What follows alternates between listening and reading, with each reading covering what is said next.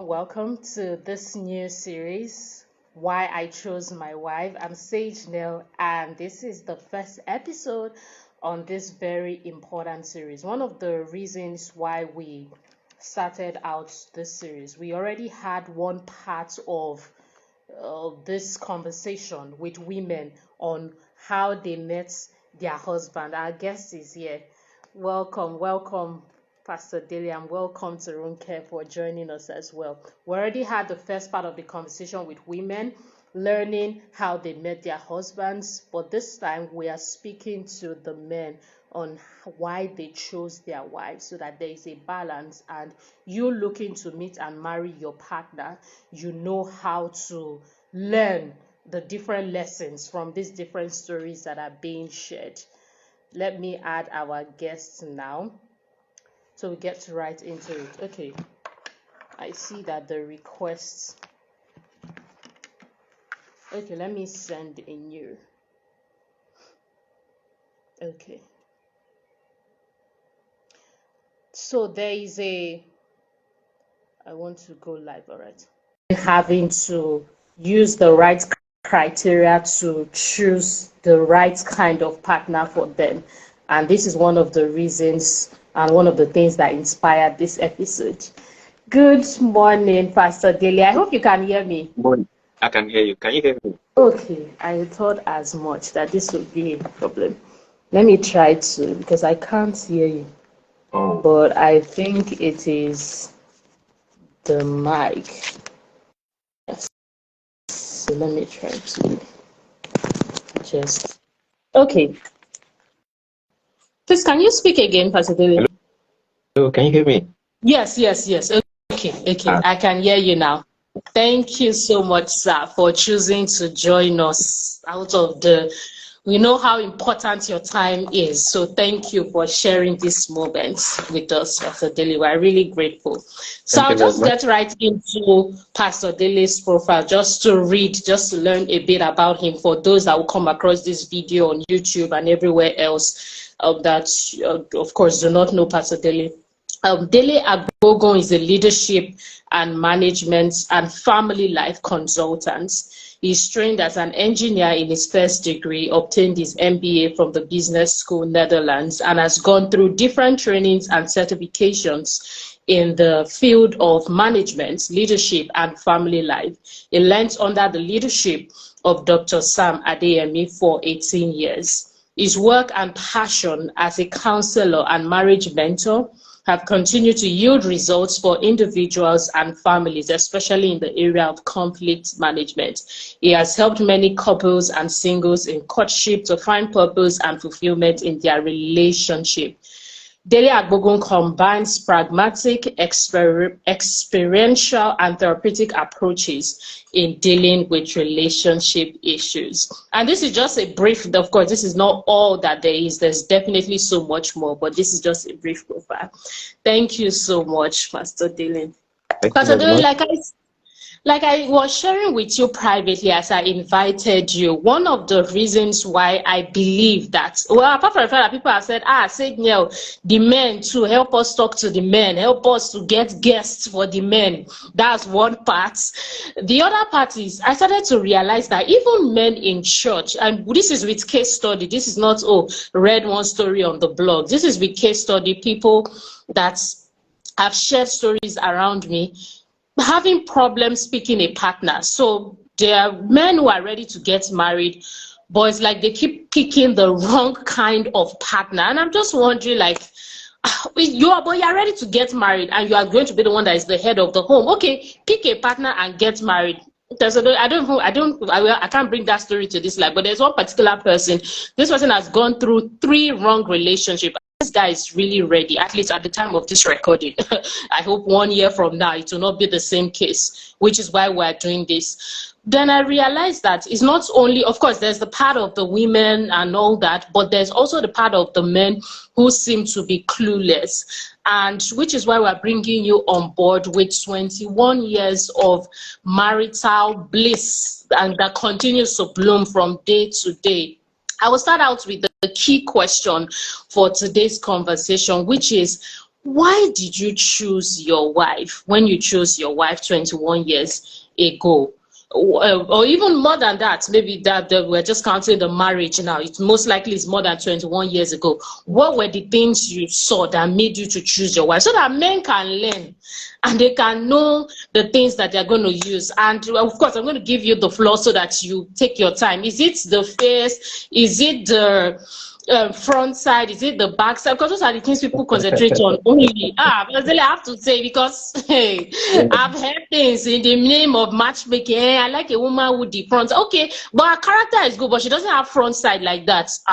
You will not hear from them again because they're looking for external features. So, Pastor, you have the floor, please. You can get started. Thank you very much. Thank you very much. It's interesting. Thank you for having me. I appreciate this. I'm not taking it for granted. And thank you for everyone that has joined and for those that will be listening after now, Afterwards, listening to the recorded yes. version. So I believe strongly that you will gain some insights through this session. Before I get into it, I just want to say this. You know, we are so different from one another, and I want to establish this foundation first to help Let's someone. welcome Sister Uwa. Welcome, welcome to the live. That's Pastor Daly's wife. Okay, so you can continue. That's part of being supportive. We working as a team. So anything I'm involved in, she's involved in. Anything she's involved in, I'm also involved in. So we work as a team, and that's what has one of the things that have actually helped us in the course of the year. But the foundation I want to establish first is for each person to know that we are wired differently. We have different experiences. We were raised from different cultures, and in terms of exposure, we are also different. So different things happens to us at different times and different seasons of our lives, and the combination of all of these things eventually made us who we are today. And who we are today eventually will will will inform how we understand relationship, will inform how we deal with the subject of relationship and how we relate with people. And when it comes to the part of how you choose your wife, of course, it goes a long way in determining why the person he is acting the way he or she is. That's why I need to establish that first and foremost. And the second thing I want to say is that I'm a faith person. I believe in God, and I think I need to put it out there. And that's why the first thing I established was the fact that I want someone that is God-fearing. That is God-fearing. Let me break it down. Somebody that have a relationship with God. Somebody that can hear God for herself. If I have a strong connection with God, I want someone who I'm going to do life with the rest of my life to also have that relationship with God. So we have a common denominator from which we operate from. So with that, whatever now comes into the relationship while we journey through life, we have similar indices through which we're using to interpret the situation, and we're using to determine or make decisions out of it. So I look out for the fact that the person have a strong relationship with God, and that's where I actually started from. The second strong one is about shared vision and values. Shared vision and values. I can like someone. You might like someone as a guy. You like a lady, but if the way you are traveling, the direction of your travel, if it's not headed the same way, no matter how much it seems as if you love this person, when the time comes, you will just realize that your interests are in a varying, your interest varies rather, and you see yourself traveling in opposite direction. And that's when you start experiencing strain, and you start experiencing some challenges that it's impossible to resolve, because when you are not in sync with each other, when you are not in alignment in your interest and your vision and what you intend to do in life, then it becomes a problem. It becomes a problem. Um, Hundreds and hundreds of people that myself and my wife we have counseled over the years, we realize that not that people don't love each other, but people just believe that you should act the way I think you should act. The other person too is the same way. And it's simply because they are not traveling in the same direction. They are traveling apart, not together. And if you're traveling apart, then that confirms that the interests and the vision are actually not aligned. And therefore, I looked at that and I said, when we knew each other 3 years before we actually got married. So we were in that relationship, that courtship for about 3 years.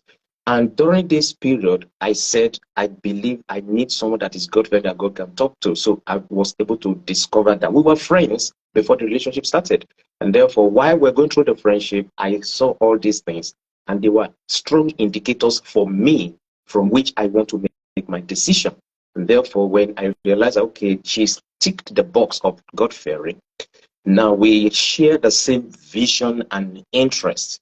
There are other variables that will be different from person to person depending on our preferences. But this one I'm saying must be established from the beginning. Must be established from the beginning. So while we were cutting and we're going up, before we even started, these were things that I realized. And to make it more practical, I realized that I love people. And while we journey through life, I know whatever I'm doing, there's no how I will not be involved in something that have to do with loving people and doing things that will make people to be happy, doing things that make people to fulfill their own God-given dreams and vision. And therefore, when I noticed that, I saw that she was equally passionate. May I even say that maybe she's even more passionate than I do. So I was very happy. I was very happy. Because these are things, and you know what? The unfortunate thing is that they are not obvious. And if people are not intentional, they are not obvious. If you don't pay attention to it, you will lose sight of it, and you will major on trivial traits, which will not have the ability to sustain the relationship. But these are things that I looked at, and she loved people. She's concerned about education, and I'm equally concerned about education. She's concerned about people who are not able to further their education because of one form of challenge or the other. And I equally have the same concern and burden. So each time I notice those traits, say, these are interests that are in alignment. These are the kind of vision that are in alignment. That's what I'm saying. So whoever is listening to this right now, I want to say that while you are at the friendship level, even before you start out in courtship, these are vital things that you really need to look at. It might look unimportant at the moment, especially when the dopamine and the mind and the love and the chemistry is blowing up. You know, they say, "Well, you cloud your judgments." You may not understand. Yes. But these are critical things that you have to really pay attention to, that we know will go a long way in sustaining your relationship when eventually you get into it. So that shared vision and value is also something that I was looking out for, that I actually found. And obviously, that was exactly what she was looking for, because this thing, you attract who you are. I will put it that way. You attract who you are. When you meet your kind also will appreciate the value that you carry. So, but if you base it only on outward appearance, like some people will do, then you might also attract the kind that is also only focused on the outward appearance. I'm not saying outward appearance is not good, of course. Beauty was one of my reasons that used to in deciding that I want to get married to her. I shouldn't. We're not just spiritualizing things here, but we have to be very real about it. That's very real about it. I love a beautiful lady, and she's beautiful. Her beauty caught my attention. So that's another reason. But you realize that I started out with those first 2 points, because if my first priority is only on outward look alone, then that outward look doesn't have the ability to sustain the marriage. If it's just outward look, for me, there's a tendency that my body shape will change over time. For a lady, the higher chance that the body will change over a period of time, especially when she starts having children. And I tell people, if you put your eyes only on, if for the ladies, say dark, tall, and handsome. But now, since the focus is on guys to the ladies, they're looking at vital statistics. Vital statistics, yes. I also looked at vital statistics, but I didn't use it as the only priority. But my number one priority is that the person have a relationship with God, somebody who God can talk to. We are all not perfect. So if I go wrong, I want somebody who God can talk to. I want somebody who God can talk to me. Then if this person goes wrong, then God can also talk to the person. Then if both of us are not in agreement, we know we have a superior say that we might not like it, but if this is the position, then we don't have a choice but to align. That's why I said it's a common denominator from which we both operate from. Of course, beauty is another one. I love my wife. I love her dark and like a chocolate. so when I see her sometimes, yes, like some people say, yeah, when you look at her backside, or you, yes, I also did that. Let's leave spirituality aside. I want beauty. I so that we talk so that they can learn. Everybody can learn. So thank you for going there. Yeah, and I said, for me, like that's what I said. When it comes to other areas, preferences will be different, because what attracts me in terms of physical outlook will be different from what attracts. So people want people who are totally slim, like a model. I don't want a slim person. I want somebody that is endowed to some extent. You understand? You get what I'm trying to say. Yes. Then that's the way I phrase it. I said I want somebody that have accessories. So when you look at it, then I have things that I can hold on to. I have things that I can touch, and we're just madly in love with each other. And of course, I decided that for the person I'm going to get married to, the person must be my friend, somebody that I can trust and that is loyal. That I can trust and that is loyal, because it's all about friendship. And I assessed this, and I knew that we were first friends, genuine friends that we can be vulnerable with when we come together. So when I'm in her presence, I don't pretend. She doesn't pretend. I hate pretense. It's like psychopaths. I hate it with passion. So I don't want to be married to someone who wants to project that she have it all together. Admit that you are a work in progress, because I know I am a work in progress. 21 years down the line, I'm still work in progress. So I want somebody that is humble enough to admit his or her.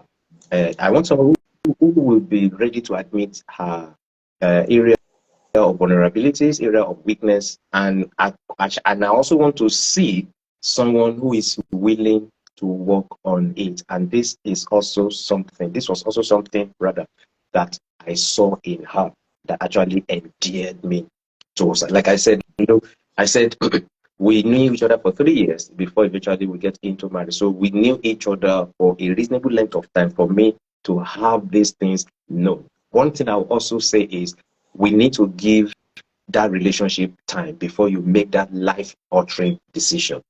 And you can't get married to your somebody that's not your friend. You have to be married to your friend, someone when you are with, you have that sense of freedom without any fear of intimidation or without any fear of condemnation. Somebody wants to ridicule your idea, even when you express whatever nature of idea, no matter if they tell me it's a ridiculous idea, the person will still be able to listen to you and still be able to respond to you and still make you feel like a man. And that's the kind of person my wife is. So I saw all these things and it got my attention. One other thing I would say is I was looking out for a supportive partner, because I know down the road it's not all roses rosy. It's not, and now they marry happily ever after. Mm. The happily ever after is a process.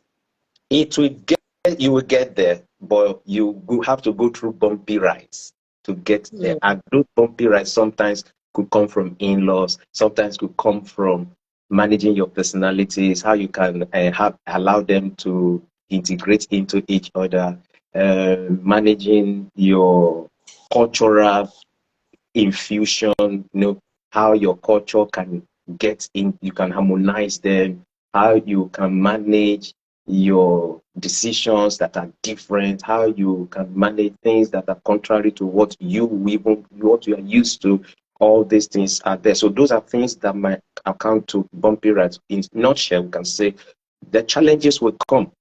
Challenges will come. And when those challenges come, how do you tend to get through them? And when those challenges, the times of downs and lows are there, what kind of wife are you getting married to? Is it the kind of wife that want to bail out, or the kind of wife that want to stick to your side and make sure that, okay, let's weather through this thing together? And I also noticed that. So it's a supportive person that have that supportive nature. And that's why in our home today, it's not a surprise to me at all that we practice teamwork. There's nothing like her own is our own, my own is my own. Whatever is ours is ours. Whatever is mine is ours. And that's the policy that we run in this home. And because the second point I mentioned about shared vision and interest, because we already have a common goal of the future of the picture, rather, of a preferable future, we have integrated our interests together. We have put everything together, represented each person's interests and values. And therefore, when we are walking through life, putting into consideration each person's values. And therefore, at the end of the day, what that will successfully do for you is to make sure that somebody is not feeling left out, or you are not feeling devalued or something like that. You feel that sense of value and inclusion, and that is a strength on its own. It energizes someone, and even when you are in your low moments for both parties, that inner strength comes and it helps you to work together and be able to make things to work together at the same time, because both parties cannot not just be down at the same time. And one last point I will mention has to do with emotional intelligence. Emotional intelligence. And I would say, there's this old movie of Eddie Murphy. I always like using this illustration. And in that movie, there's a part that the father wants to, being the king and being the prince rather, the father wants him to be married to a royal family. And when that day came, and excuse the lady, and they went behind the closed door and was asking her, what do you like? He said, whatever it is that you like, my lord. What do you want? It's whatever it is that you want, my lord. Oh, you mean you do absolutely anything I tell you to do? Say, yes, and I'll do anything you tell me to do. Say, back like a dog. He said, wow. Okay, stop jumping. That's how she started jumping and jumping. I don't want a wife that will be like a remote control. No. I'm an educated person. I want an intellectual person, and therefore I want someone who can challenge my intellect. I don't want to be a local champion in my own home. I want someone whereby we can operate at a certain frequency in our intellect, and that's why she's highly intelligent, and I love it.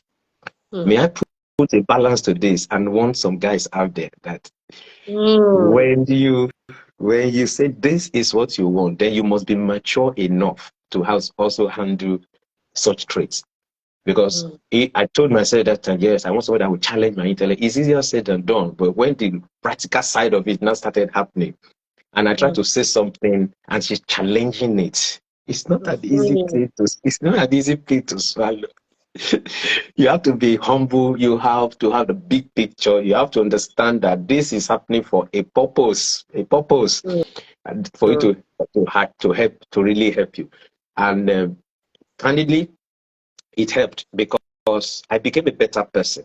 If it's all about me making all the decisions, we won't be where we are today. I don't shy mm, about it and I don't joke about it. We made tremendous milestone, John, a tremendous milestone. We've achieved milestone in such a way that I will give credit first to God, but I'll say also to my wife because she comes up with different initiatives. Initially, I do not want to agree to it. Then later, I have a convincing in my heart as well. Okay, let's go about it. And that is the mm, person I'm looking for. Now, we are different, like I said, different preferences for different people. Somebody might want to say he wants somebody that will be totally obedient, and if he says yeah, this, that, what if she should do. I'm saying you are shortchanging yourself, really, mm, because when the outcome of collaboration is way better than individual efforts put together. Is way better. I will tell you that. But what it takes for that collaboration to be successful will require maturity, understanding, and wisdom from both parties. And it wasn't an easy ride, I must say, because there have been a little bit of bruises here and there between myself and her in terms of misunderstanding, in terms of disagreements. But mm, through it all, at some point, we both understood that it's a necessary process that we had to go through to be where we are today. Gratefully, we discovered it was the end of the first year of our marriage, and therefore we started working on it. We became intentional about it, and not easy, but we put the big picture into perspective, and it gave us the needed strength and courage to do what needs to be done, not what we want to do mm, in achieving mm. the outcome that we already have today.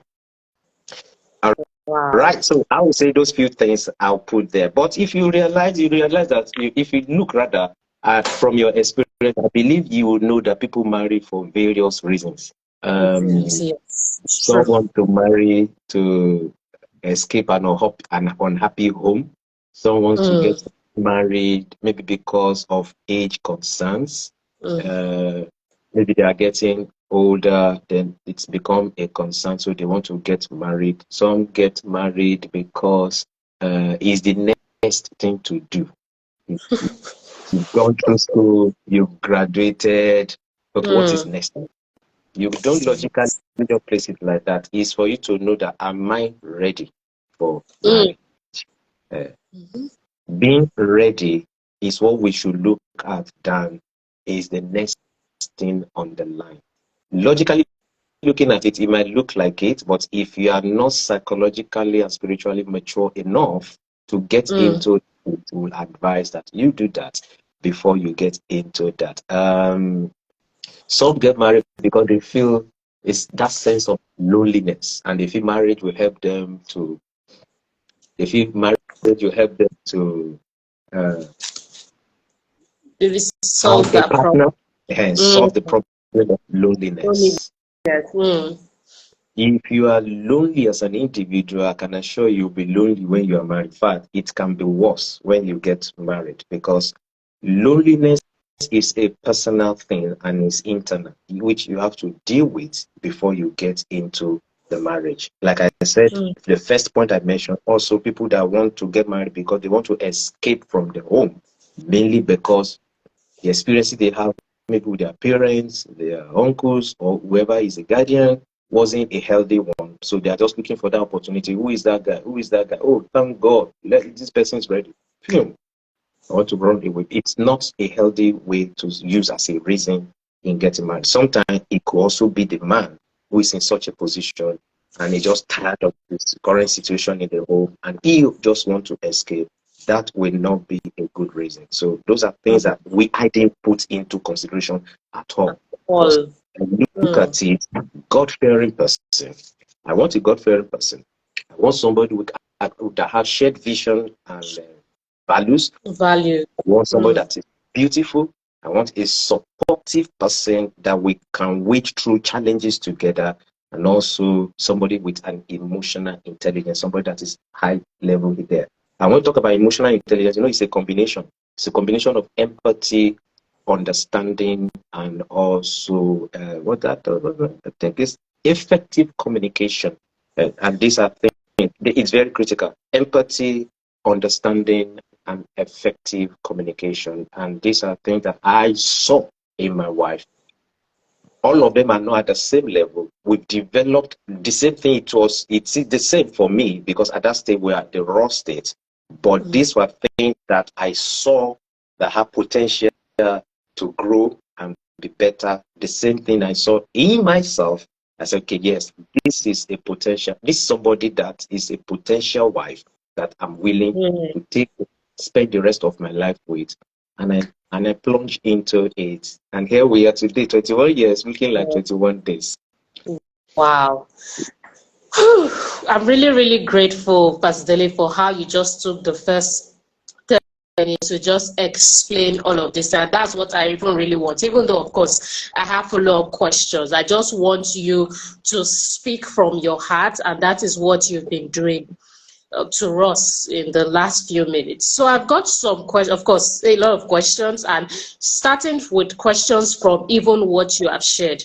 So people would listen to this and they'll be saying, what is shared values and vision? What does that mean? So please, could you help to break down what you mean by that, maybe via examples? And I'll try, let me know, I don't want to ask the next question in this, but let's start out with this question. What are examples of shared values and visions? Or how can a man even arrive at a vision, talk less about having one to share with his future spouse, and values as well?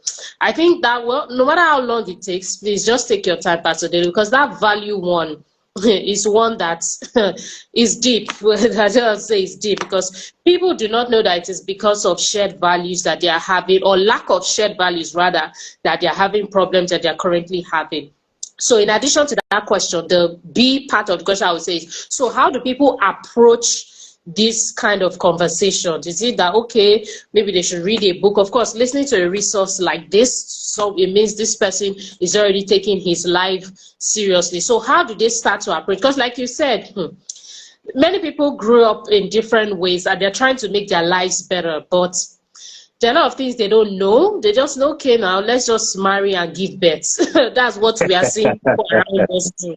So if you can please help us to break that down, you know, in what we'll call layman terms, then we can, at least somebody who did not know about what vision and values are can learn, pick something and go and put it into practice. All right, thank you very much. That's very good. Thank you for drawing my attention to that. Yes, it's good we make it as practical as possible. When we talk about vision, vision is just simply, in a layman's way, that picture of the preferable future you have for yourself. Because it all starts from you.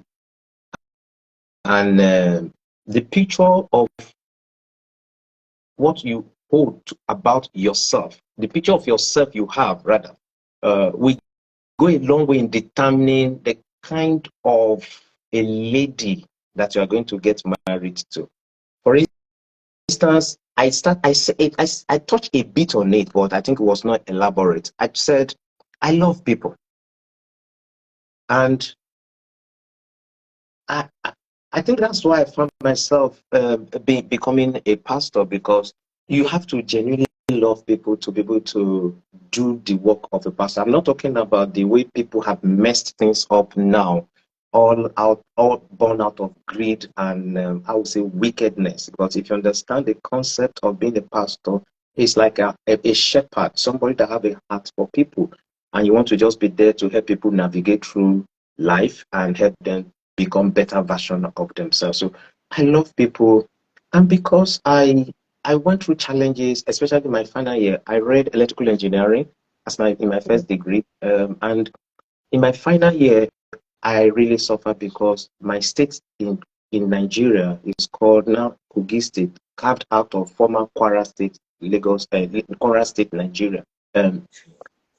When it was divided, my dad was not paid for 1 year, and that 1 year was the most remarkable and the most difficult part of my life, because that was when I was in my final year. I needed a lot of money to be able to do my project, and it's an engineering, having the construction. And at that point in time, no money was coming. I have to just absolutely depend on my bunkmates, that I would say maybe are like an angel sent from God to support me all through my last 1 year. So the seemingly ugly experience battered in me a passion for people. That's where my love for people not having good education came from. That, oh, we have to do something about it. And interestingly, my wife also have similar experience of challenges growing up, and she could see how lack of education can make someone's life capped and limited in its potential at the end of the day. So that experience alone, that battered in me a resolve and a commitment that when we have the resources and we see anyone intelligent, but maybe because of finance that they are not able to go to school, will be willing to be a part of it. So that became a picture of the preparable future as a vision for me. Now, when I met then my babe that has become my wife of 21 years, yes, she shared her experience as well, and you could see how her passion and her burden for education also came, where it came from. So that is when you say shared vision and value, shared simply means there should be alignment in what I'm interested in. There should be alignment in the kind of values that I hold. And now that's just a typical example that led to why we have a burden or a passion for people not being able to go to school. So with that, there's an alignment. And therefore, it was an encouragement to me then that I think I want to do life with this person. Because I don't want us to be married, then 2 years down the line, my interest is focused on let's help people in need. And this person's interest is, what about interest? Don't worry, God will take care of them. Why can't we, our own need first, our own need first? When that is not in alignment, then there won't be agreement. If there's no agreement, there will be a lot of friction, there will be a lot of disagreements, and it can lead to resentment. And at the end of the day, there will be a problem. There will be problem born out of that. Now, that's one typical example in terms of when you have a shared vision, because it became something that I look forward to, that this is what I will do in a large scale. She also saw that, and she told us that it's something she also do in a large scale. And because you could see that they are similar, that's why I say shared. Shared means we is something that is in agreement that can work together. Yeah. So that's one. The second one is about families. Some people ugly experience of their parents will launch them into having a passion for family life. In my own case, the good experience of my parents till my mom of blessed memory passed on over 50 years that they were being together was also a template for me, was something that gave me that passion for family life. Because when I look at my parents, I look at my friends and their own parents, and I see a lot of people's home breaking, and my friend telling me about their broken, about the challenge that parents are going through, how they are no longer together, how they are either living with the mom and they share them, for a particular time they will go to the father, sometimes they go to the mother. That was like, that opened that gap in my mind, and I became more conscious, and I appreciated the one that I have enjoyed, because we enjoy the warmth and the love of both parents in my own home. And with that, it gave birth to that burden for family life in my own heart. My wife too, with her own experience growing up, created a burden in her and told herself that she wants to be there for her children and that family is a core thing for her. And while we're having these conversations, as lovers, and all these things were playing up, and therefore I knew this is another major one for me.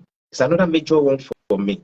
And I told myself, even before I became serious with my relationship with God, interestingly, I told myself, I said, when I'm ready to settle down, I said, I don't want to be married that after 2 years or 5 years, that will go our separate ways.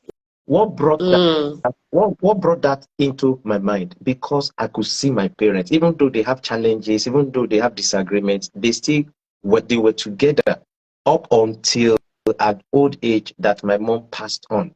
So that alone conditioned my mind and gave me that as a value.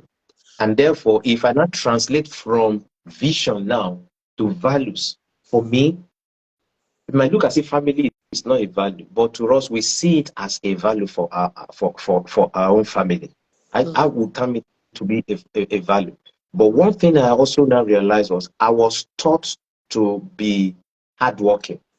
I was taught to have integrity. I was taught, and life experiences also taught me to love people. So this became my values. And therefore, integrity became a strong value that I cultivated. Love became a strong value that I cultivated. Hard work became a value that I cultivated. Excellence. Later on in my life, I developed the excellence when I was under the mentorship of Dr. Sam, and the excellence also now became a strong value for me. And therefore, these are the ones we are calling values. And when I met my wife, then when you're just going out, she's strong with values. Family commitment is a strong value for her. Love for people is a strong value for her. Integrity was a very strong value. You could see that there were alignments in what I have called my values and what she's called her values. And hard work is a strong value even to her. She hates being lazy. And it was cultivated while she was growing up, because she was thrown a lot of challenges. At an early stage that she took responsibility for her siblings, and this developed her values in that area to the point where it became so strong. So when we are talking, we could feel each other's connection and what is important to us, because your values become so important to you, and you are now driven with in life based on those values, and therefore it ultimately influences the kind of decisions that you make. So through it all, we notice that quite a number of values that she have, I also have as a value, and therefore they align, and therefore our perspective to life and making decisions as well also became aligned, and we felt it's so easy. She's humble, I am humble. She's down to earth, I'm down to earth. Only that is in deep personalities that were different that we were contending with. But in terms of these values, that's what we meant by shared vision and value. In fact, Pastor Dele, you finished work, like they would say. You finished the work in terms of it is now understandable to the layman or anybody out there that has never come across such words before. Thank you. I want to, before I move to ask you about how you met your wife, as your experience as a family life practitioner, as a pastor as well, who have continued to work with people, could you share some of the reasons you have seen why people do not evaluate the shared value and vision before going ahead? Because these things that you've shared now, they seem basic, and with simple communication, question, talking, with simple, when you're having the right kind of conversations and observing other things, but especially communication, you should be able to get these things, or be able to discern, deduce to know if this person has what it is that you're looking for. But we see people who they mismanage the communication, or what people call now the talking stage, get married, now, starts having drama and bringing problems to their pastors or their counselors, whatever the case may be. So I want to know from your own experience, because it troubles me truly. I have to say, Pastor, what is the reason why people do not communicate to be able to be certain about that value and vision before they go ahead? Could it be as a result of maybe they're already having sex before marriage, so their minds are clouded? I'm asking this question because we see celebrity marriages, crash as a result of this simple thing that Pastor Dele has shared, simple but profound. And of course, nowadays we are beginning to learn, because person is celebrity doesn't mean that they know what it is to make a marriage work. But these people are examples in the society who, maybe for those people who follow them, they continue to hurt those people and make them feel like marriage is hard, which is why Pastor Dele and Sister Uwa started the Marriage Still Works vision. But I would like you to please talk to us about that, so that a person listening can know what they've done in the past that is wrong and how to correct that. Thank you very much. Thank you very much. Like, I listed few examples of reasons why some people get into marriage. I talked about escape from an unhappy home, about marrying due to age concerns. I talked about managing marriage because of financial. And another one is financial status. People, this person loaded. It happens. It can happen from a guy to a lady. The lady is loaded. It can happen from a lady to a guy. Oh, the guy is loaded. I think this will really solve the problem. Money is the solution to all problems. The mindset, that's why the after would have married because of that, married because of next thing to do, married because you want to cure loneliness, sometimes married because you want to be happy.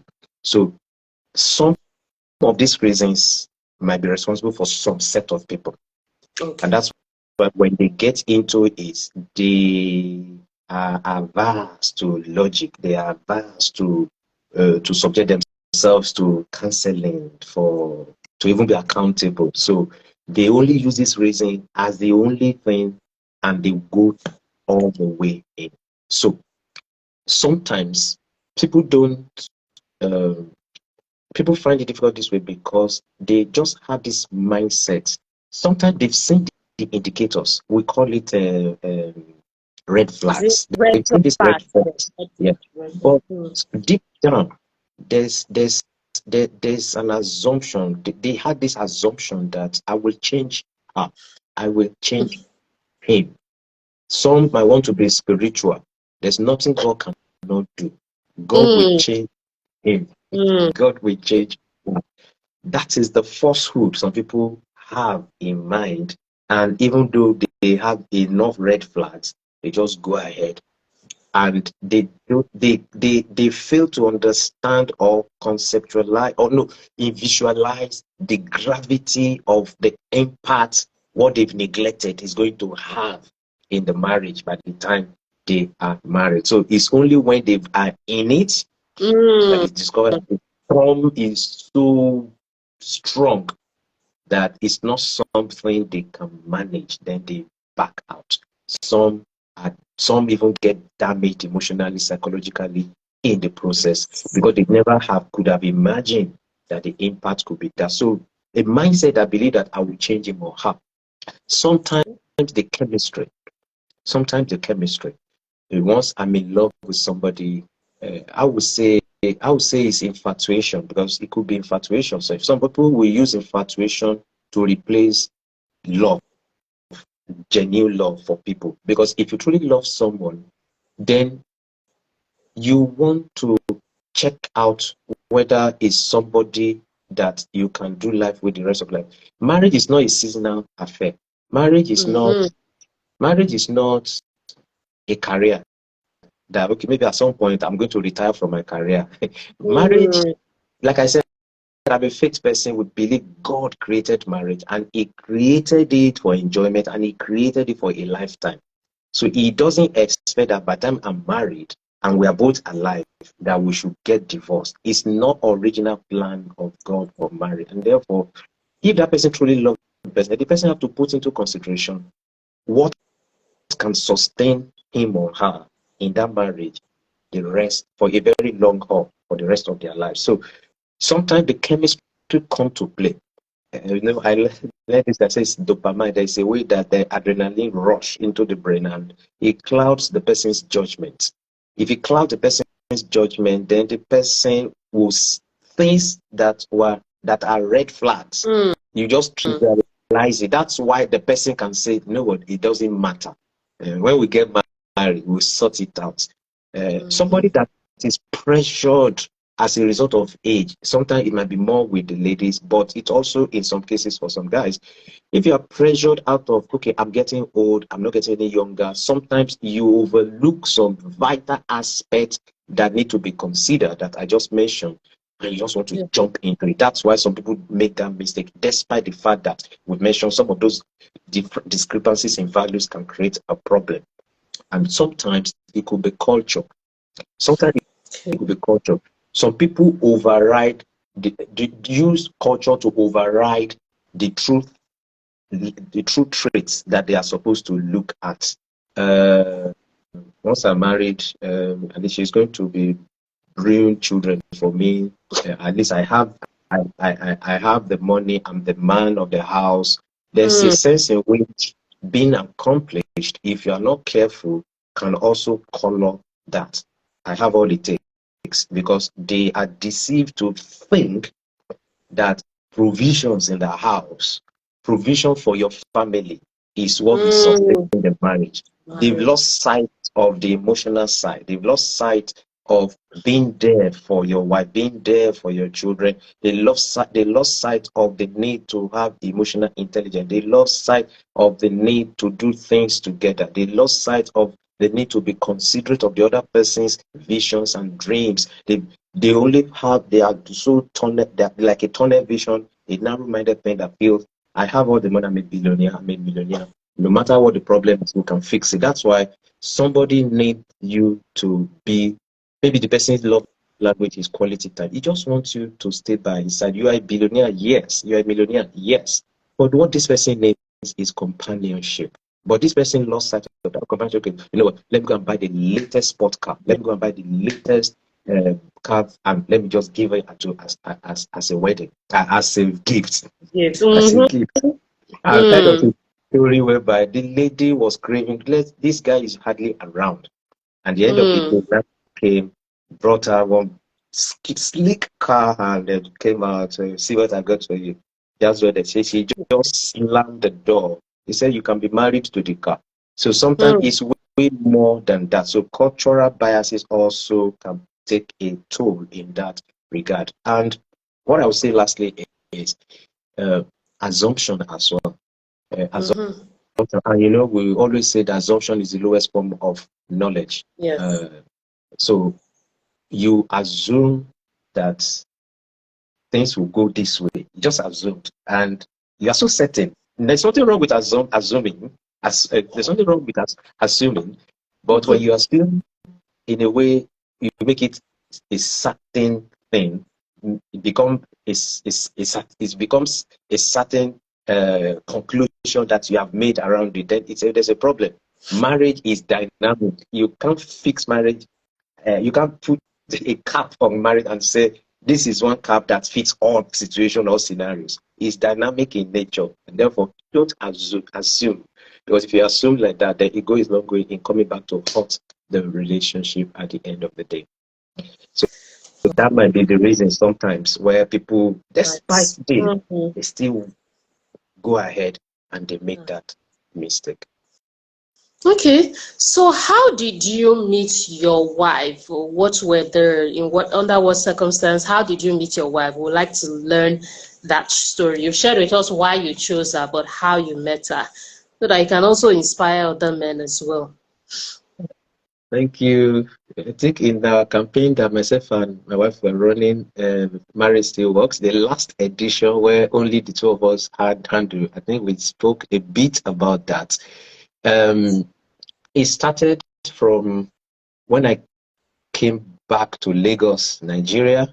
I finished this compulsory 1-year service. We call it National Youth Service Corps, for the purpose of people who might be watching that are not Nigerians. Is a compulsory 1-year service that Nigeria have, that when you are done with the school, your university, or you finished your HND, then you have to go and serve your nation. Then you can be scattered, you can be sent you can be sent to anywhere across any state. And when you are there, you are expected to serve that community for 1 year. It's a way of you giving back to the community and for you to appreciate what the nation is all about, which is noble and is actually very good. So I was just back from National Youth Service Corps, and I went to Lagos, and interestingly, the church I was attending, the local assembly that I was attending, that's where she was also attending then. And beautiful lady, dark chocolate color, singing in the choir. And interestingly, what drew me closer was we were also now in the same drama unit. We're in the same drama unit. And in that drama unit, we brainstorm a lot. We can pick a verse of the scripture, we develop into a script, or somebody can come with an idea, somebody can come with a phrase. We meet once every week. So that's where we have close interaction from. And I started looking at her, and I started assessing what kind of lady is this. And because I'm a very reserved person. I'm a very reserved person. So she's an expressive person. So when they're talking, and when we talk about intimidating humor, something that is generally known as a choleric nature in terms of temperament now, but we call it in family system engineering as choleric, as intimidating humor. So she had that trait, and each time we're having a debate, she's not the head of the drama unit. The head of the drama unit also have similar traits of temperament with her. So whenever the two of them are on one side in terms of their opinion, every other person added together, we cannot win them. They will win the case because they are very strong in their opinion and their arguments. They will have superior opinion to pass, and everybody have no choice but to just back down. But the day the two of them will be on the opposite side of the ring. Everybody is going to hear it. It's a war of word and opinion that are clashing, and this one, no, we want to give a superior opinion. This one try to supersede the opinion, say, no, this is it. In my mind, I'll just sit quietly and put my hand on my chin, and I'm looking at it and say, deep down, I said, I pity the husband that will marry this lady. Can you imagine? I never knew I was pitying myself. Those that listen to me earlier. Listen to me over and over again, we know that this is a story I love saying, and it's interesting because I pity the guy that will marry this lady. Now, imagine that I don't have a relationship with God. That would have just blanked the option out completely, and I would not even think of looking that direction. I just want to look in another direction. And that's why if you have a good relationship with God, what you think is not supposed to be a wife material at the end of the day might be the person you're meant to be married to. So I sometimes I sit and I think about that. If I only left it to human logic alone, I'm telling you, I won't be looking in that direction again. Just imagine, I was saying, I pity the husband that will marry this person. Yes. So I could not known her then. You didn't know other parts of her. So just that drama. And I judged her. Yes, and I judged her.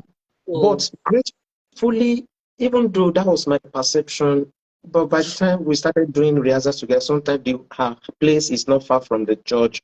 We have to do some roles together. Sometimes I visit her in the home.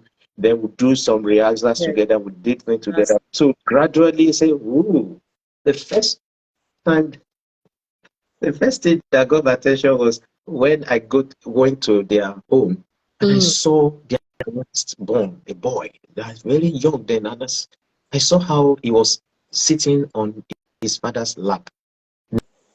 Now, understand this. You appreciate the story if you understand this, that I came from a home where my dad is a dictatorial, somebody that dictates, and is like more of a military. Yes. So when my dad is coming, we die for cover. This one, the child is lying on the father's lap. In fact, playing with his hair. I still remember it very well.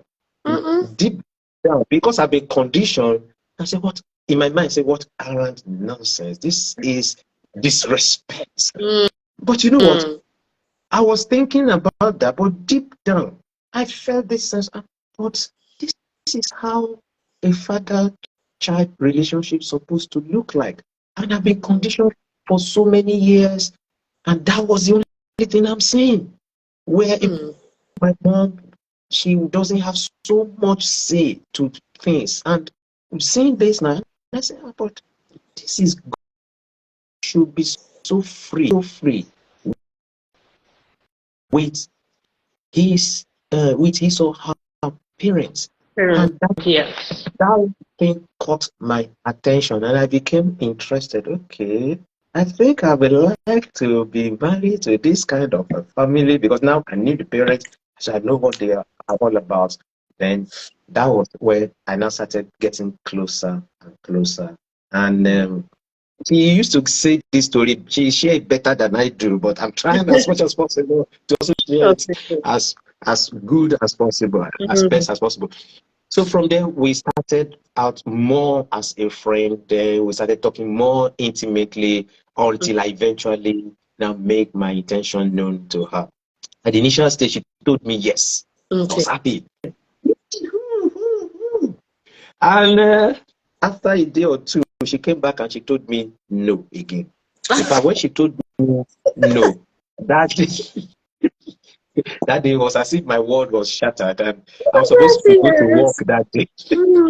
I had to find a way to get across to my workplace, and I said I'm ill, that I could not come. And it's true, I was actually ill psychologically. Because my world and my dream seems so shattered. So I went to church that day, and I spent almost the whole day there just to get myself back on the track and the rest like that. Eventually, as time moves on, to just cut the story short, we now have this, we call it praise night. It was a praise night that, because she loved worship, loved praise, and one of our friends invited us. Then we decided, okay, let's go. It was like more like a overnight kind of praise. And when we went there and we were coming back, while we were in the bus going back to her place, she now turned and looked at me, and she now said, how many children do you like us to have? Are you thinking what you think I'm thinking? So yeah, it was like I won a jackpot that day. So that's how that was when the story of our love life started. By the way, Sister, why I said it was weeks after that she came back to rescind her response. Thank you for refreshing my memory. You could see the rigor I went through. Morning, as if I lost someone.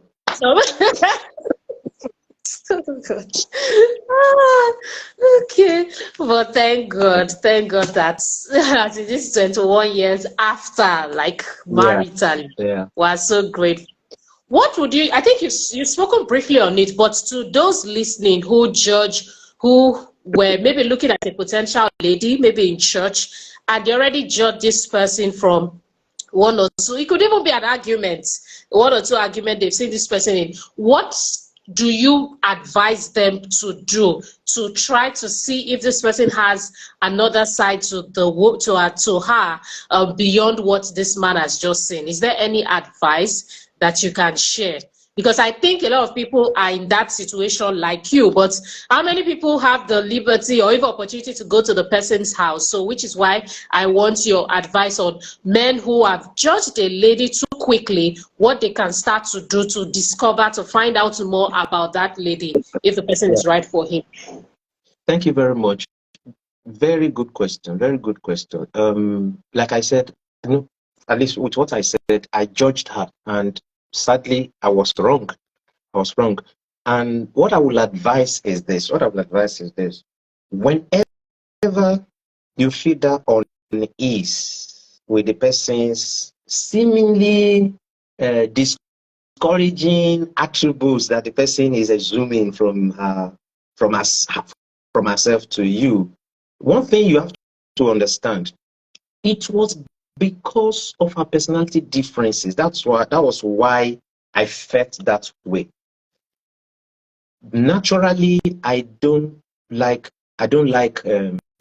confrontation. Naturally, I am highly sensitive to words. So you have to be mindful the choice of words that you use for me. Can you hear me, please? Yes, I can hear you very well, and I can see you too. Okay, you have to be mindful. My person is very mindful of the choice of words, and because she's an expressive person, she's one of the traits that we describe. She exhibits one of the traits that we describe as intimidating humor. And for those that don't understand that, what we normally call choleric nature in terms of personality. And these are people that are like a go-getter. These are people that are down to earth. These are people that don't mind work. They tell you the truth the way it's supposed to be. And my real self, then, I'm in my rawest state where I need help of somebody that would challenge me. But in that particular instance, my rawest state was the one that played out and made that quick mental judgment. I pity the husband that will marry this person, because by my personality, I don't think I can accommodate that. Meanwhile, it is that personality that I actually need to make me a better person. So sometimes we misinterpret situation, we misinterpret attitudes or traits that this person is exhibiting, and at the end of the day, we won't know that we are losing out. So what I will advise is this: tell yourself that everybody cannot be you. Tell yourself that we are wired differently, and therefore, even if you feel like it is still true that this person, you cannot get married to the person, then don't condemn this person. See this person as somebody unique and different, maybe different in a sense whereby it's not the kind of personality you want to get married to, but not to the point of now judging the person as if the person is bad. If we are opportune to analyze, you might even be worse off than the person. Truth be told. But so the important thing is to work on your mind and create a mindset where you won't be viewing from a point of judgment, but you are viewing from a place of understanding, a place of empathy. That even if this person is really, really, really, really, really, really bad, then your position should be from the position of love and concern for this person. It's only that you will have the opportunity to start seeing the other side. Because once you judge and it's fixed in your mind, I'm telling you, you can't see the good side. And you'll be losing out a great deal. That's why some people will lose out the best option they would have gotten married to, and they went ahead to now marry somebody who doesn't even have as much quality traits as the person that they abandoned and they just pushed aside. Some people eventually discover after they were married, but it was already late. Yes. So let's keep that open mind, please. Okay. And be bold enough. That's why marriage is not for babies, not for children. It's for two mature adults. So an adult will see life differently from the way a baby will see it. And therefore, your judgment should be a constructive, healthy one, out of love, and not from a timid, baby-like kind of approach to viewing things. So when your mind is open, then you can give this person the benefit of doubt. When you give this person the benefit of doubt, try to cultivate conversation with this person. Try to develop a conversation with this person, and over time touch on different areas, something that you know is a good trait that you want to see in a wife. Do a conversation starter. Jump start by just asking a question. Your question is that you are not making the person see that you are interviewing him, you are interviewing her. You are just having a conversation, and along the way, what's your opinion about this? You know, this thing that I've been thinking about it, but in my view, I'm not so sure. But what's your own opinion about this? And by the time you give the person the benefit of doubt, that the person comes in and is able to explain, you will not be amazed and shocked that the person is even way better in that space than you. Then you will appreciate more. And that's why in life, because this one, beyond marriage and beyond relationship, it will also help you in your work area, in your work environment. Don't judge people. Even when they are wrong and they're doing something that is bad, you know what? There's a way to go about it, but this is not the forum where people to delve into all of those things. But I think that should help with what I've said to someone now. Yes, it has answered the question. It has answered the question, and we're starting to wind down gradually. Just a few more questions before we close out. One of the biggest debates has been what should be the requirement for readiness for the man that wants to get married in today's world. There have been this list since you got married, or Pastor 21 years ago, seemed to have grown longer. And it has seemed to have grown more complicated, as if it's not the same marriage that you are also doing. So please, what are the most important requirements for readiness for a man listening? Okay, I want to get married. I want to get, so should you have 10 million naira in your account? Should you have a car first? Because these are the things that men argue all the time, that they to them, because I've also taken part in, after also giving, being a part of the person who led a poll like this. According to them, they shared that women are going to disrespect them. So they need to, some money is not enough. They need to have a certain amount of money stashed up in their bank accounts, and one or two other things that these people share in the name of, I want the woman to respect me. So I just want you to please give us what the right perspective should be for a man who is serious about marriage. What should be the requirements for readiness? Yes, thank you very much. Let me add this, that before I go into the answer, I've written 4 books. One of them co-authored with my wife. The one myself and my wife co-author is 21 Day Affirmation. The one I want to recommend when it has to do with this, I wrote the one on Ready, Set, Read. It's all about premarital fundamentals, and a good chunk of most of the things we're talking about here are actually represented there, and it's on Amazon. Ready, Set, Read. But if you check Amazon, just type my name, Dele Agbogun. I think it's going to pop out. You Ready, can easily set, have ready, set, read. Yes. Dele Agbogun. Okay, so that can set that. Yes. All right. So for somebody to be ready, in the last part of the book, I wrote the vitals. I wrote it as vitals. As a man, you need to ask yourself, because I put there, number one point I put there as vital is the need to maintain flexibility. Are you man enough to accommodate different views? But let me start out first by saying number one thing is that because we can't overemphasize that. Let me use that as number one, your relationship with God. Like I said, I'm a faith person, and I believe God created marriage. And if God created marriage, then it becomes my manual. And if it's my manual,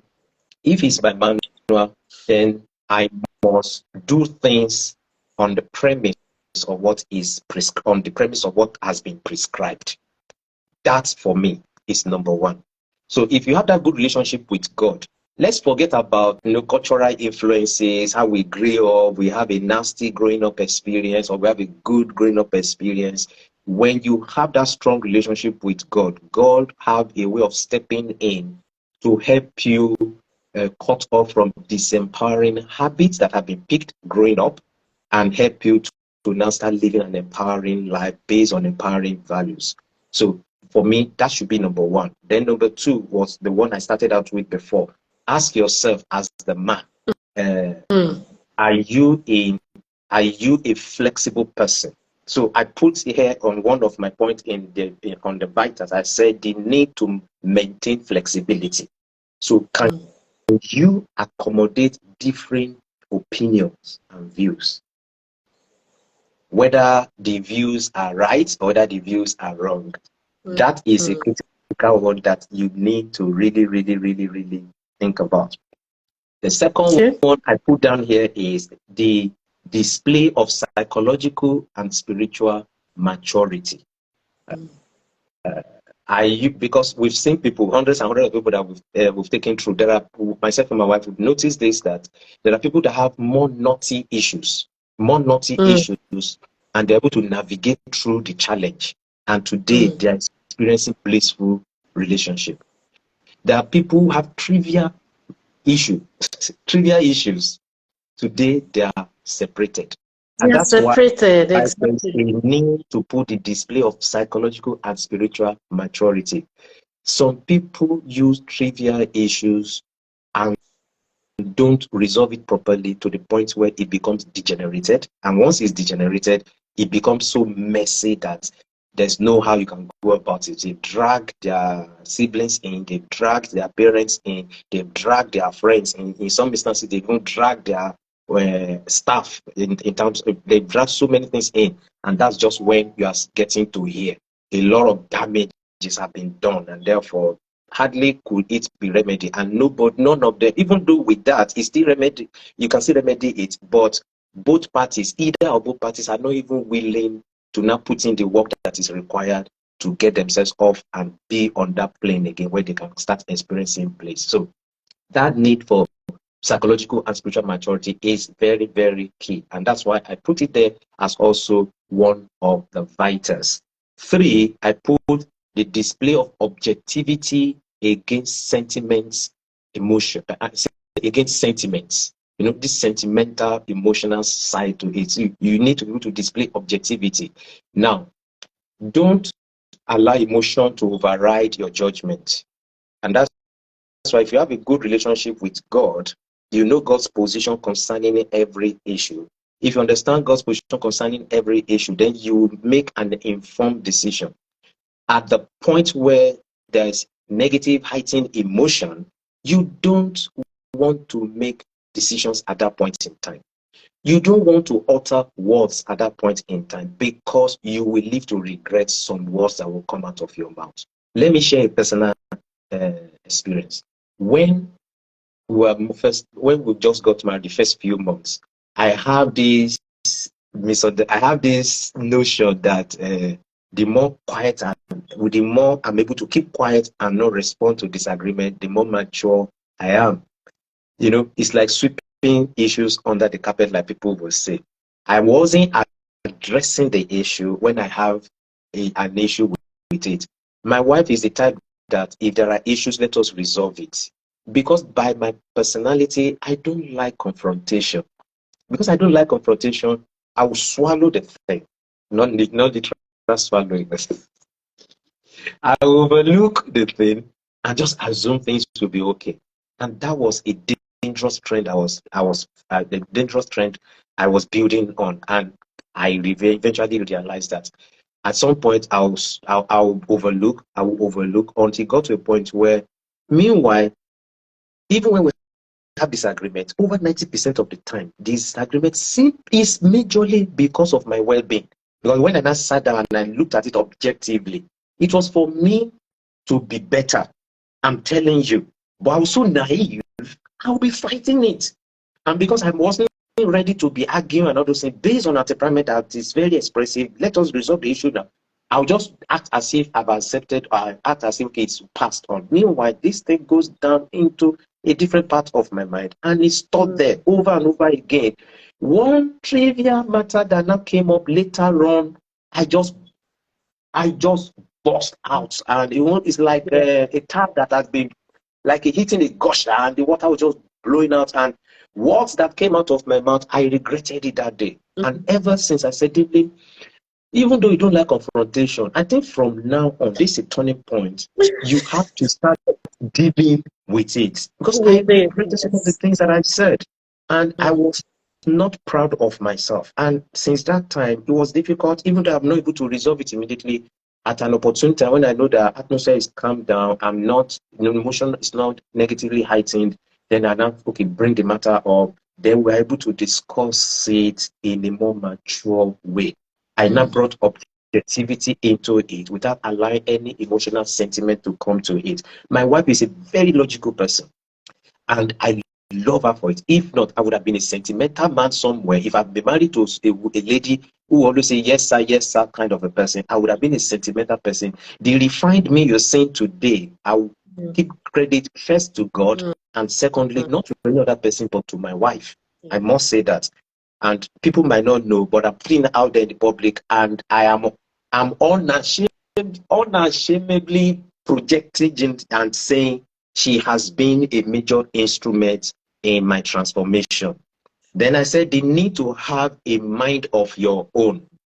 You need to have a mind of your own. Don't be swallowed up.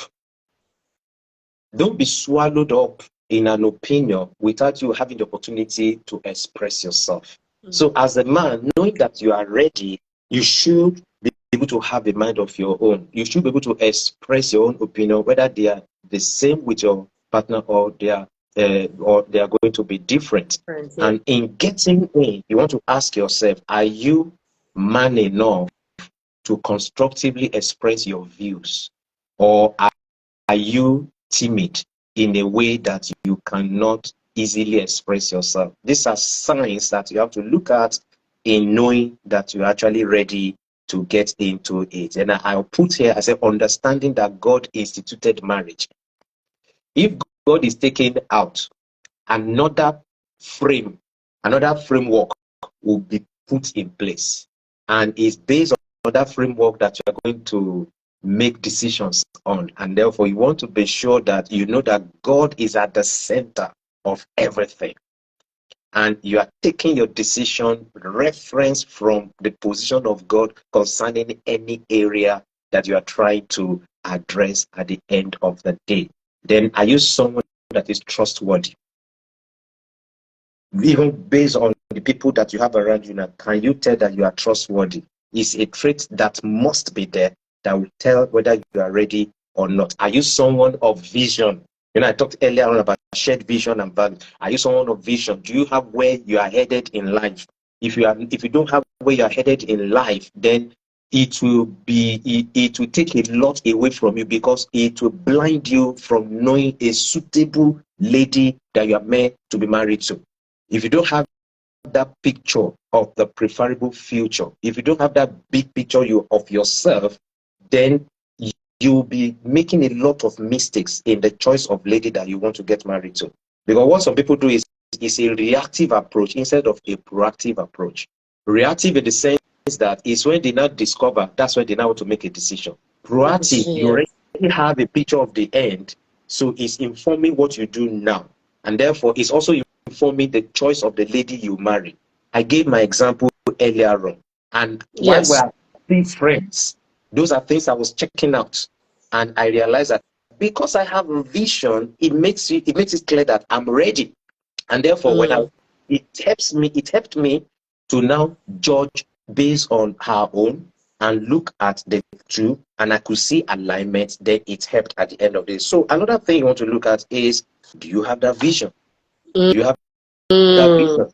If you don't have an idea of what you're going to do in the next 5 years, please sit down, get that sorted out first before you bring one lady who have a vision and bring her into a world of mystery. I'm serious. That's why some people will jump from one thing or to the other. There are cases myself and my wife were dealing with. Someone have been in the same thing for many years. The person have not changed. Things are not done better for them, and yet they are still on that same. Why not rethink the process? Rethink what you need to do. If you have it long term, then it will help what you're doing now. Even when you are doing something that is not taking you there, you know it's temporary for that season, and you are not going to be boxed into it. It's a temporary phase, you know, because you needed that to be able to achieve something. Then you move on because you still have that end picture in view. So if you don't have a vision, then it's going to be a big problem. I put this on head too. Are you mature enough? Are you mature enough to manage external interference? Okay. If people are deciding for you, you are not ready to marry. Okay. I'm not saying people can't suggest, I'm not saying people can't advise, but if practically what you do is informed from, what you do is a function of what people are telling you on a consistent basis. Once in a while, yes, maybe we might not be sure of the thing. The person that tells, oh, that's true, then I'll do it. Yes, it's not out of place. But if perpetually, consistently, that's how you live your life until somebody tells you this before you now move on, you are not ready. You are still a baby. I'm sorry to say. And you need to work on that. And through all of this, if you think that you are still finding it difficult, and that's why you have Sage there, she's ever there, you can book a session with her, then can take you through it, because we can't use this forum to be able to address everything. Yes. But that question is so important and critical, and I knew it was represented in this book. That's why I just opened it up right in front of me, and I picked the point so that I don't miss out any of those points. Please, thank you very much. Can you say the name of the book again? Just one more time. Ready, Set, Read. Premarital Fundamentals. Okay, so by Dele Agogo on Amazon. You can find it on Amazon. Okay, well, I think 3 more questions, but maybe let me try to crash them together.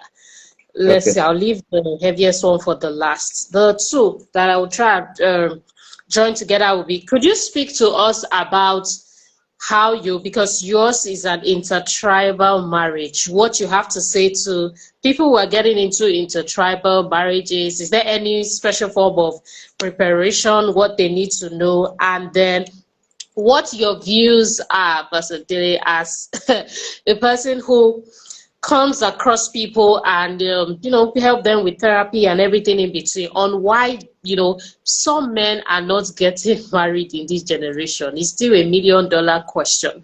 But the ones that you've come across, a few here and there, I know you work more with couples, but most of you are the ones that really work a lot with singles. But I want to know what are your views, or from your experience, or why some men in this generation are not getting married, and just a few tips on intertribal marriage. Why some men are not getting married? I think some of the points we've stated earlier on.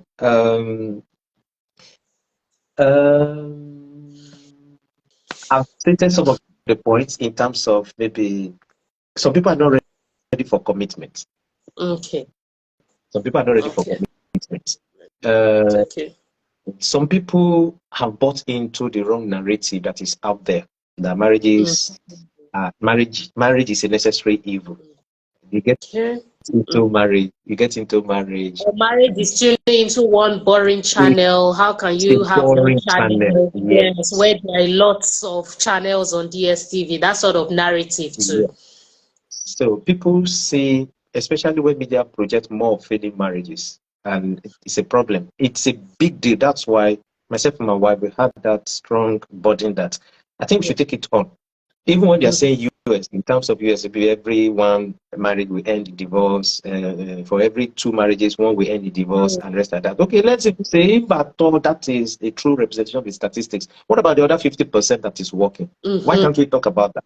Why can't we talk about that? Then it means those 50% are doing something that is right, which those other 50%, approximately other 50%, are not, maybe they don't know, or have not been privileged to come across. Then let us now project it with people whose marriages are working and are very happy, and that's just what. So the narrative, they bought into a lie of the narrative that is projected in the media.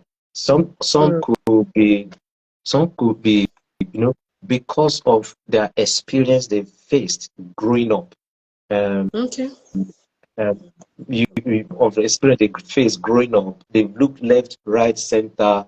The world they find themselves in, the people they surround themselves with, don't have a good testimony about that. You shared a testimony with us the other time. Yes, I did. I sent a voice note. Yes, In, that I have in to that case, refer her to your page. yeah. So Mm-hmm. that is a typical example. It can happen to a guy, it can happen to a lady. If a guy Woman, is yes. going up and seeing the father maybe through battery, beating the wife, the mother, and the rest of that, they would not like it. They will grow up damaged children. And there's a likelihood that it's either they go ahead to get married and they replicate that kind of thing, or they are afraid to get married because they feel that because that is what they could see about marriage. Then it forms their own interpretation. So they don't want to get married. They don't want to get married. So these are few things based on some of the things that we've been through that I can say, okay, might be the reason. Then now talking about intercultural marriage, yes, I'm from Kogi State, Nigeria, and my wife is from Benin, Edo State, Nigeria, and we have different cultural values and different our cultures are different. Cultures are different. Um, there's a point I mentioned here under the vitals, and I said management of external interference. Okay. I think it was one of the things that really helped us because at some point in our lives, uh, in terms of in-laws, was going to be an issue, but because we were a formidable team, and we still are, and will continue to be, we decide that okay, because we have a vision for our home. This is what our home will look like. What we do is to use wisdom and emotional intelligence to manage the external influences. But before we get to the external influences, in managing the culture between us, I won't say we had it easy. Starting out, there was some form of challenges when we started out in terms of how the kind of home she came from and the kind of home I came from. In terms of when we were talking about food, they have a kind of food we hear like a banga soup. Maybe she can help me type in something in the chat room to be able to help that. And at the end of the day, there are some I couldn't eat. She understood and did not make issues out of it. She grew up with not being exposed to eating a lot of pepper. It's not so spicy. And I grew up from the place where there's a lot of pepper, so spicy. And I have to lower it when we got married because I can't force it down the drain. And I cannot imagine that we're having separate cooking for our soup that we'll be using for the home. This born out of understanding that we are from different places. And uh, quite a lot like that. And if we're talking in terms of respect, I think some parts of the culture are similar because they are respectful people. We are respectful people. Gratefully, because those values are alive from the beginning, it didn't really bring out so many differences in our culture, even though they're a bit different. We came to that understanding and it has actually helped. But for anyone who is listening and there are major cultural differences, I think where you should start from would be, because this journey is between you and your wife. It's going to be between you and your wife. There's no point allowing an external person to come in and dictate how your home will be run. You might be used to certain ways things are done from your parents or your guardians. This person also is also used to it. But when you come together, these are two different people, like we say, from two different nations. What we mean by that is from two different families coming together to form a new family. Now, this is a new family. Don't say, this is how my daddy, this is how my mommy used to do it. Don't say, this is how we used to do it in our home. If both of you agree that you will adopt it, fine. But if one party is not very cool with it and it's not finding it easy, especially you could see that it's not that the person is selfish, but it's not finding it easy. You have to bring in a bit of understanding to see how that cultural integration can happen. I'm not saying it will happen overnight. It might take several weeks, it might take few months down the line before you get that balance whereby you're able to make adjustments. For us, we made adjustments. I let go of some and I took on some that are new to me. She let go of some and she took on new that some that are new to her. But the process is not something that is easy. That's why my psychological and spiritual maturity also have to come to play. And that's why you have to be objective. That's why they were listed under the vitals. These are vital areas and vital things that you need to put into consideration in before you get into it, because it will go a long way in helping you settle in as soon as possible so that you can start making the journey together in a blissful way. Okay. Wow, Pastor Dele, the final question. This final question, I'm sure we can just touch on it. It can only be so much that we can say because it's like a topic on its own, but it's important to ask you because it is one of the reasons why some men are choosing not to get married or are afraid. Maybe the better word to use is afraid. In your opinion, and from maybe experiences that have been shared with you, what have you discovered is the reason why some men cheat in their marriage, and what can be done if there's a husband listening that wants to come out of that, or even a boyfriend listening currently but finds himself in that cheating spree and he hasn't even gotten married there right at the time. So what makes some men, because it's not all, some men cheat, and what can they do to become better for as many as want to come out of that kind of life? That's the final question. Okay. I just quickly noted 3 points there. Okay. One, it could be a lifestyle the person is used to before they got married, but was not obvious before the marriage happened. And this could be born out of this person's values. And you see this happen sometimes with people who don't pay attention to red flags. Unfortunately, you can't know everything, because there are times where somebody looks so perfect, everything's so on point, he tick all the boxes only to get into marriage and some things are happening. So those are exceptions. So it's possible, it's also possible that way. But one way the one thing that make men to get into cheating like that could be that it's something that they are already used to. Two categories. One, that they pretended right now in this relationship that led to marriage, or they've decided that they will not do it again because this one is going to lead to marriage, but only to find out that it has become a strong habit that they find it difficult even after marriage to let go. That's two levels. That's two levels in terms of habits. Secondly, sometimes when there are issues in relationships, it happens sometimes the lady that is pushed out, and sometimes the man that is pushed out. The unresolved issues that is compounded over time can make a partner now practice the act of infidelity or cheat on his or her wife. And therefore, it's important that we always try to resolve matters, even though we strongly always say you shouldn't be the basis for you cheating. It shouldn't. But sadly, it is for some people. Because they've lost that emotional connection. They've lost that spark. And therefore, even when they are around the person, there's no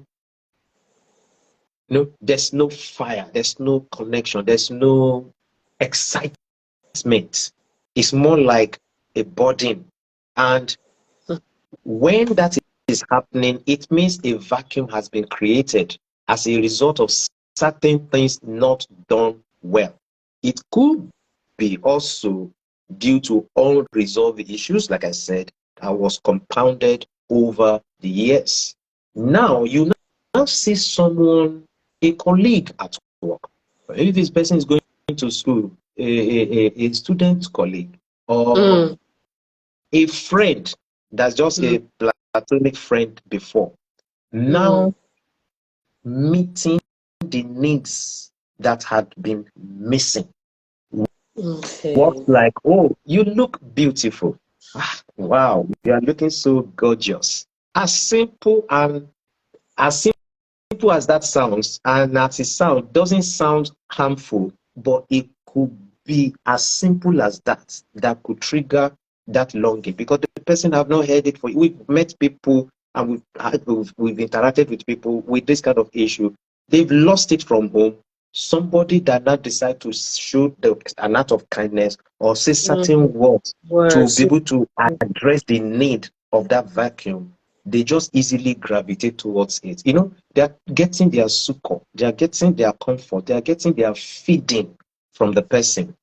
And it's just a matter of time, depending on the lady or the man that is the external. If the person doesn't care that you are married, before you know it, it ends up in an act of infidelity. You see somebody is cheating on me. It's a whole lot, but there are a lot of factors that are attributed to making that thing to happen. But one of them actually is that unresolved issue that's compounded over the years. And another thing I would say is bad company. When your association is when the people that you're associated with and people don't see anything wrong with this, then it's a problem. We've had to have conversation with some people. There's no big demand, no another. They cannot influence you. We're only hanging out. Hang out. We've done, the principle of neuro-linguistic programming is a conditioning thing. Originally, you don't have the intent. Maybe because you want to leave the home, you are enjoying the company of these people. Unfortunately, these people are the kind of people who don't mind cheating on their spouses. And you are having conversations around them. In fact, right there and then, some of them are even bringing their side chick. And they are having fun. They are having, and at the end of the day, you feel odd. And if you feel comfortable in that kind of a setting, it's just a matter of time. Later, what you see intent will happen. And you start enjoying it as well. So bad company is also another one that can easily trigger that and make somebody to cheat on his wife or the other way around. So do you have any, so I think you shared some solutions in the points, but any other final words in terms of solution you may want to share? Because of course, I think if you've been listening, the bad company, the solution is then start being intentional about your kind of company. But generally, any tips on how a person can model, men especially, model his life so that he avoids such drama or mistake from even happening for him? Thank you very much. What I would say is this. You need to do an audit.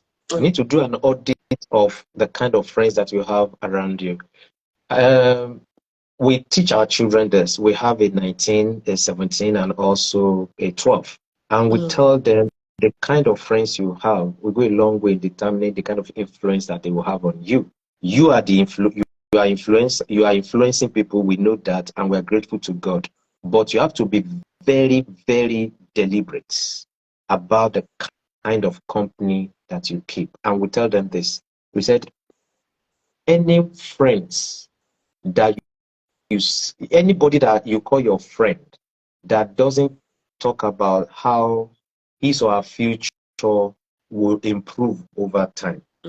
Any friend that will not be talking about empowering habits. Empowering habits like, in terms of transparency, in terms of accountability, in terms of integrity, in terms of loving your home, in terms of balance. How you balance whatever you do, even as a business or as from a workplace or a career, how you can balance that with your family, who is not talking about how your focus and importance your children should be to you.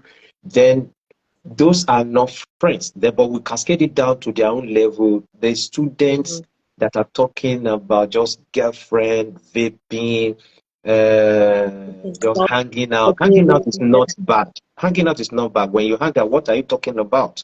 Do they talk about what they want to become in life? Are they talking about their next 3 years step? Are they talking about their next 2 years step? Are they talking about God at all? Or they're just talking about fantasies? They're just talking about things that not totally bad, but it's not adding any value to you. Then you cannot call them as true friends. Because if we say friends, from the definition of friend, it means the person is close to you. And whoever should be close to you should be adding value to you the same way you are adding value to the person. It must not be one-sided. So that's what I would say. The person should take stock of the friends around him. And based on these indices that have you use those indices to assess the current list that you have with you. Somebody will say that, just show me the friends you have around you. If I see your closest 7 friends around you, then I can point you in the direction of your future. And therefore, it's an indicator. If you say they are the closest friend to you, and we have an idea of where their own lives are headed, you might not want to admit, but literally, that is where your own might actually also be heading. And in trying to wrap all this up, I will say, because I have a quote which I also put as the first quote in that book. When I said premarital fundamentals, I said, but it's from Daniel Dolan. He said, when runners crumple from exhaustion midway through a marathon, do we blame luck or fitness? When the heavily favored basketball team loses to the underdog, is it chance or effort? The idea is the need to be adequately prepared before you get into marriage. Being ill prepared is a call to failure, and therefore we have to be intentional. We have to be deliberate. As men, we want our home to succeed. Let us give it the needed work. Myself and my wife will always be telling people, for your home to work, should be willing to give it the needed work that it requires. And it's born out of sacrifice, it's born out of dedication, it's born out of give and take, it's born out of selflessness, it's born out of so many things that has to do with contributing value to that marriage. Thank you. Wow, thank you so much, Pastor Dele, and thank you to everybody that have been a part of this live. Please do well to share your comments. If you're watching this on YouTube, subscribe, but most importantly, share this video, because this is a lot of value and a lot of inspiration and insight for those who are looking for answers. This is literally answers to prayers and answers to questions that many people have been asking. Thank you so much, Pastor Dele. Thank you, Sister Uwa, and thank you to everybody that has been a part of today's conversation. I'm really grateful. Thank you. Thank you very much. Bye. Bye.